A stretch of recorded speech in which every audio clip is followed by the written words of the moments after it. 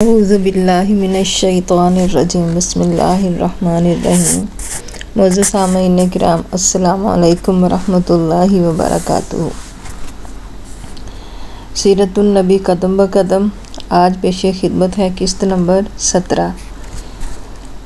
صلی اللہ علی حبیبہ محمد وآلہ وصحبہ وسلم۔ آج کا ہمارا موضوع ہے اسلام کی تبلیغ۔ اس کے بعد کچھ دن تک آپ خاموش رہے، پھر آپ کے پاس جبریل علیہ السلام نازل ہوئے۔ انہوں نے آپ کو اللہ کی جانب سے اللہ تعالیٰ کے پیغام کو ہر طرف پھیلا دینے کا حکم سنایا۔ آپ صلی اللہ علیہ وسلم نے دوبارہ لوگوں کو جمع کیا، ان کے سامنے یہ خطبہ ارشاد فرمایا: اللہ کی قسم جس کے سوا کوئی معبود نہیں، میں خاص طور پر تمہاری طرف اور عام طور پر سارے انسانوں کی طرف اللہ کا رسول بنا کر بھیجا گیا ہوں۔ اللہ کی قسم تم جس طرح جاگتے ہو اسی طرح ایک دن حساب کتاب کے لیے دوبارہ جگائے جاؤ گے، پھر تم جو کچھ کر رہے ہو اس کا حساب تم سے لیا جائے گا۔ اچھائیوں اور نیک اعمال کے بدلے میں تمہیں اچھا بدلہ ملے گا اور برائی کا بدلہ برا ملے گا۔ وہاں بلا شبہ ہمیشہ ہمیشہ کے لیے جنت ہے یا ہمیشہ کے لیے جہنم ہے۔ اللہ کی قسم اے بنی عبد المطلب، میرے علم میں کوئی ایسا نوجوان نہیں جو اپنے قوم کے لیے اس سے بہتر اور اعلیٰ کوئی چیز لے کر آیا ہو۔ میں تمہارے واسطے دنیا اور آخرت کی بھلائی لے کر آیا ہوں۔ آپ صلی اللہ علیہ وسلم کے اس خطبے کو سن کر ابو لہب نے سخت ترین انداز میں کہا: اے بنی عبد المطلب، اللہ کی قسم یہ ایک فتنہ ہے، اس سے پہلے کہ کوئی دوسرا اس پر ہاتھ ڈالے بہتر یہ ہے کہ تم ہی اس پر قابو پا لو۔ یہ معاملہ ایسا ہے کہ اگر تم اس کی بات مان کر مسلمان ہو جاتے ہو تو یہ تمہارے لیے ذلت و رسوائی کی بات ہوگی۔ اگر تم اسے دوسرے دشمنوں سے بچانے کی کوشش کرو گے تو تم خود قتل ہو جاؤ گے۔ اس کے جواب میں اس کی بہن یعنی نبی اکرم صلی اللہ علیہ وسلم کی پھوپھی صفیہ رضی اللہ تعالی عنہا نے کہا: بھائی، کیا اپنے بھتیجے کو اس طرح رسوا کرنا تمہارے لیے مناسب ہے؟ اور پھر اللہ کی قسم بڑے بڑے عالم یہ خبریں دیتے آ رہے ہیں کہ عبد المطلب کے خاندان میں سے ایک نبی ظاہر ہونے والے ہیں، لہٰذا میں تو کہتی ہوں یہی وہ نبی ہیں۔ ابو لہب کو یہ سن کر غصہ آیا، بولا: اللہ کی قسم یہ بالکل بکواس اور گھروں میں بیٹھنے والی عورت کی باتیں ہیں۔ جب قریش کے خاندان ہم پر چڑھائی کر کے آئیں گے اور سارے عرب ان کا ساتھ دیں گے تو ان کے مقابلے میں ہماری کیا چلے گی؟ خدا کی قسم ان کے لیے ہم ایک ترنے والے کی حیثیت ہوں گے۔ اس پر ابو طالب بول اٹھے: اللہ کی قسم جب تک ہماری جان میں جان ہے ہم ان کی حفاظت کریں گے۔ اب نبی کریم صلی اللہ علیہ وسلم صفا پہاڑی پر چڑھ گئے اور تمام قریش کو اسلام کی دعوت دی۔ ان سب سے فرمایا: اے قریش، اگر میں تم سے یہ کہوں کہ اس پہاڑ کے پیچھے سے ایک لشکر آ رہا ہے اور وہ تم پر حملہ کرنا چاہتا ہے تو کیا تم مجھے جھوٹا خیال کرو گے؟ سب نے ایک زبان ہو کر کہا: نہیں، اس لیے کہ ہم نے آپ کو آج تک جھوٹ بولتے ہوئے نہیں سنا۔ اب آپ نے فرمایا: اے گروہ قریش، اپنی جانوں کو جہنم سے بچاؤ، اس لیے کہ میں اللہ تعالیٰ کے ہاں تمہارے لیے کچھ نہیں کر سکوں گا۔ میں تمہیں اس زبردست عذاب سے صاف ڈرا رہا ہوں جو سامنے ہے۔ میں تم لوگوں کو 2 کلمے کہنے کی دعوت دیتا ہوں جو زبان سے کہنے میں بہت ہلکے ہیں لیکن ترازو میں بے حد وزن والے ہیں۔ ایک اس بات کی گواہی کہ اللہ کے سوا کوئی عبادت کے لائق نہیں، دوسرے یہ کہ میں اللہ کا رسول ہوں۔ اب تم میں سے کون ہے جو میری اس بات کو قبول کرتا ہے؟ آپ کے خاموش ہونے پر ان سب میں سے کوئی نہ بولا تو آپ نے اپنی بات پھر دہرائی۔ پھر آپ نے تیسری بار اپنی بات دہرائی مگر اس بار بھی سب خاموش کھڑے رہے۔ اتنا ہوا کہ سب نے آپ کی بات خاموشی سے سن لی اور واپس چلے گئے۔ ایک دن قریش کے لوگ مسجد حرام میں جمع تھے، بتوں کو سجدے کر رہے تھے۔ آپ نے یہ منظر دیکھا تو فرمایا: اے گروہ قریش، اللہ کی قسم تم اپنے باپ ابراہیم علیہ السلام کے راستے سے ہٹ گئے ہو۔ آپ کی بات کے جواب میں قریش بولے: ہم اللہ تعالیٰ کی محبت ہی میں بتوں کو پوجتے ہیں تاکہ اس طرح ہم اللہ تعالیٰ کے قریب ہو سکیں۔ اس موقع پر اللہ تعالیٰ نے ان کی بات کے جواب میں وحی نازل فرمائی۔ ترجمہ کہ آپ فرما دیجئے: اگر تم اللہ تعالیٰ سے محبت رکھتے ہو تو میری پیروی کرو، اللہ تعالیٰ تم سے محبت کرنے لگیں گے اور تمہارے سب گناہوں کو معاف کر دیں گے۔ قریش کو یہ بات بہت ناگوار گزری۔ انہوں نے ابو طالب سے شکایت کی، ابو طالب، تمہارے بھتیجے نے ہمارے معبودوں کو برا کہا ہے، ہمارے دین میں عیب نکالے ہیں، ہمیں بے عقل ٹھہرایا ہے، اس نے ہمارے باپ دادا تک کو گمراہ کہا ہے، اس لیے یا تو ہماری طرف سے آپ اس سے نپٹیے یا ہمارے اس کے درمیان سے ہٹ جائیے، کیونکہ خود آپ ہی اسی دین پر چلتے ہیں جو ہمارا ہے اور اس کے دین کے آپ بھی خلاف ہیں۔ ابو طالب نے انہیں نرم الفاظ میں یہ جواب دے کر واپس بھیج دیا کہ اچھا، میں انہیں سمجھاؤں گا۔ ادھر اللہ تعالیٰ نے حضرت جبرائیل علیہ السلام کو آپ کی خدمت میں بھیجا۔ حضرت جبرائیل نہایت حسین شکل و صورت میں بہترین خوشبو لگائے ظاہر ہوئے اور بولے، اے محمد، اللہ تعالیٰ آپ کو سلام فرماتے ہیں اور فرماتے ہیں کہ آپ تمام جنوں اور انسانوں کی طرف اللہ تعالیٰ کے رسول ہیں، اس لیے انہیں کلمہ لا الہ الا اللہ کی طرف بلائیے۔ یہ حکم ملتے ہی آپ نے قریش کو براہ راست تبلیغ شروع کر دی، اور حالت اس وقت یہ تھی کہ کافروں کے پاس پوری طاقت تھی اور وہ آپ کی پیروی کرنے کے لیے ہرگز تیار نہیں تھے۔ کفر اور شرک ان کے دلوں میں بسا ہوا تھا، بتوں کی محبت ان کے اندر سرایت کر چکی تھی، ان کے دل اس شرک اور گمراہی کے سوا کوئی چیز بھی قبول کرنے پر آمادہ نہیں تھے۔ شرک کی یہ بیماری لوگوں میں پوری طرح سما چکی تھی۔ آپ صلی اللہ علیہ وسلم کی تبلیغ کا یہ سلسلہ جب بہت بڑھ گیا تو قریش کے درمیان ہر وقت آپ ہی کا ذکر ہونے لگا۔ وہ لوگ ایک دوسرے سے بڑھ چڑھ کر آپ سے دشمنی پر اتر آئے، آپ کے قتل کے منصوبے بنانے لگے، یہاں تک سوچنے لگے کہ آپ کا معاشرتی بائیکاٹ کر دیا جائے۔ لیکن یہ لوگ پہلے ایک بار پھر ابو طالب کے پاس گئے، ان سے بولے، ابو طالب، ہمارے درمیان آپ بڑے قابل، عزت دار اور بلند مرتبہ آدمی ہیں۔ ہم نے آپ سے درخواست کی تھی کہ آپ اپنے بھتیجے کو روکیے، مگر آپ نے کچھ نہیں کیا۔ ہم لوگ یہ بات برداشت نہیں کر سکتے کہ ہمارے معبودوں کو اور ہمارے باپ داداؤں کو برا کہا جائے، ہمیں بے عقل کہا جائے۔ آپ انہیں سمجھا لیں، ورنہ ہم آپ سے اور ان سے اس وقت تک مقابلہ کریں گے جب تک کہ دونوں فریقوں میں سے ایک ختم نہ ہو جائے۔ قریش تو یہ کہہ کر چلے گئے۔ ابو طالب پریشان ہو گئے۔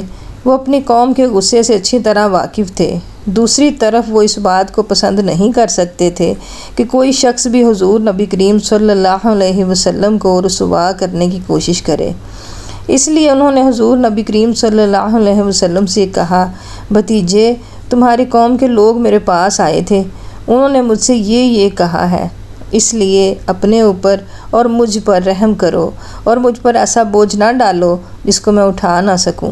ابو طالب کی اس گفتگو سے نبی اکرم صلی اللہ علیہ وسلم نے خیال کیا کہ اب چچا ان کا ساتھ چھوڑ رہے ہیں، وہ بھی اب آپ کی مدد نہیں کرنا چاہتے، آپ کی حفاظت سے ہاتھ اٹھا رہے ہیں۔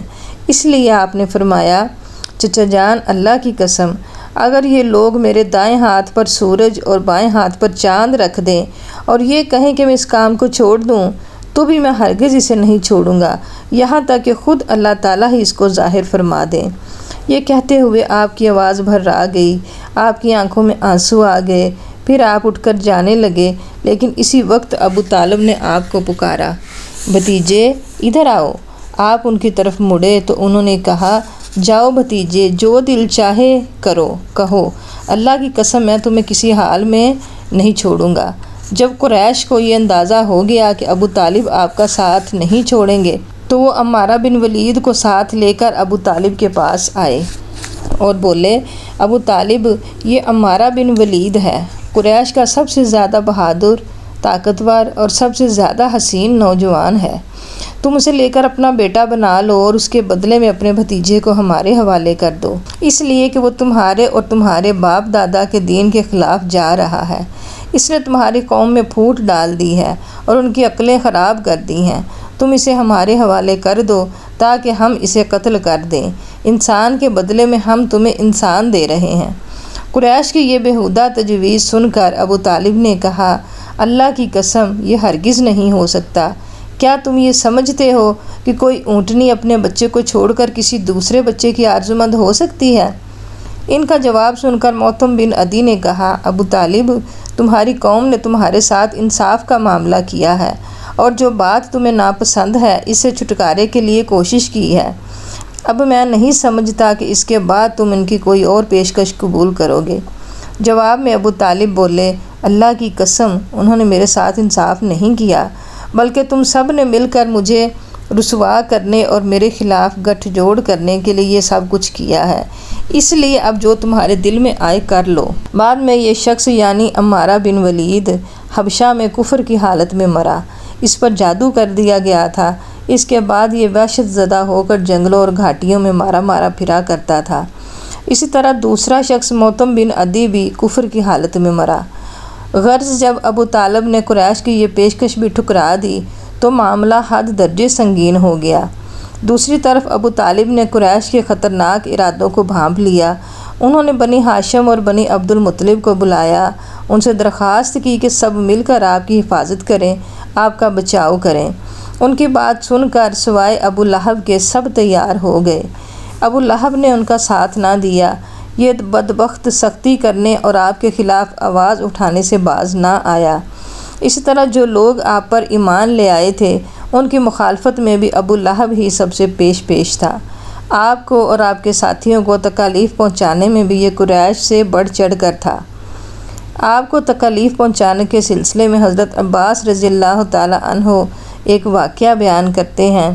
فرماتے ہیں، ایک روز میں مسجد حرام میں تھا کہ ابو جہل وہاں آیا اور بولا، میں خدا کی قسم کھا کر کہتا ہوں اگر میں محمد کو سجدہ کرتے ہوئے دیکھ لوں تو میں ان کی گردن مار دوں۔ حضرت عباس رضی اللہ تعالی عنہ فرماتے ہیں، یہ سن کر میں فوراً نبی کریم صلی اللہ علیہ وسلم کی طرف گیا اور آپ کو بتایا کہ ابو جہل کیا کہہ رہا ہے۔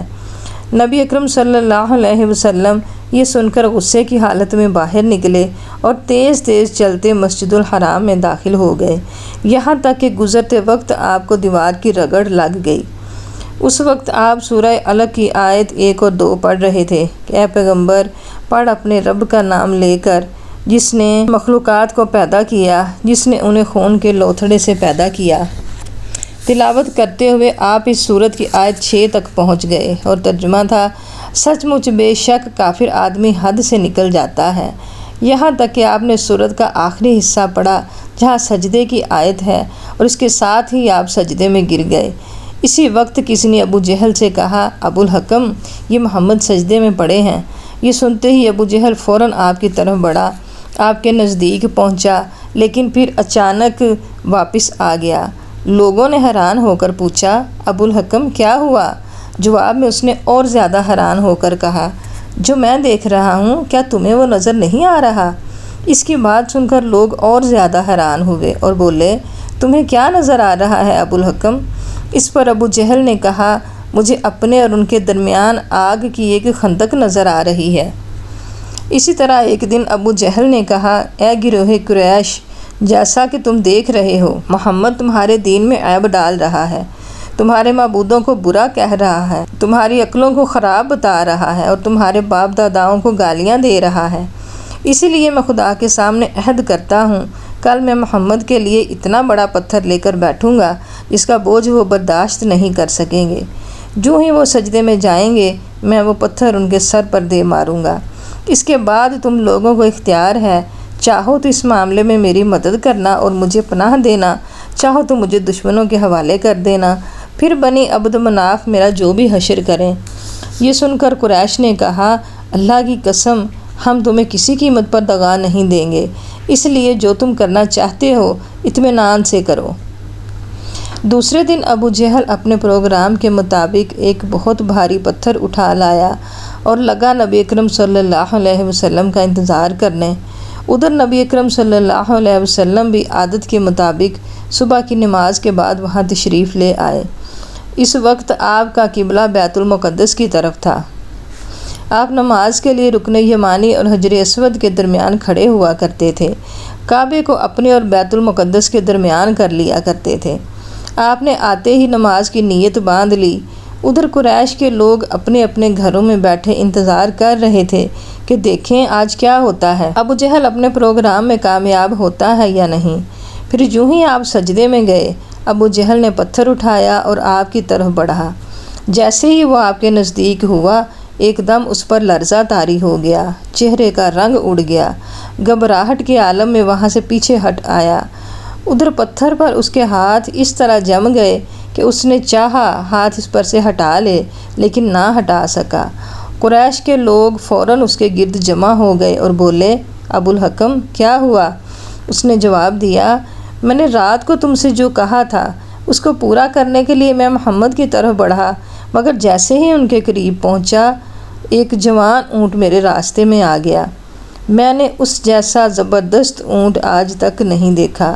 وہ ایک دم میری طرف بڑھا جیسے مجھے کھا لے گا۔ جب اس واقعے کا ذکر نبی کریم صلی اللہ علیہ وسلم سے کیا گیا تو آپ نے فرمایا وہ جبرائیل علیہ السلام تھے، اگر وہ میرے نزدیک آتا تو وہ ضرور اسے پکڑ لیتے۔ آج کی ایپیسوڈ یہیں تک۔ اللہ تعالیٰ میرے اور آپ کے لیے آسانیاں پیدا کرے اور آپ کو اور مجھے دوسروں میں آسانیاں تقسیم کرنے کی توفیق عطا فرمائے۔ ملتے ہیں اگلی قسط کے ساتھ۔ اللہ حافظ۔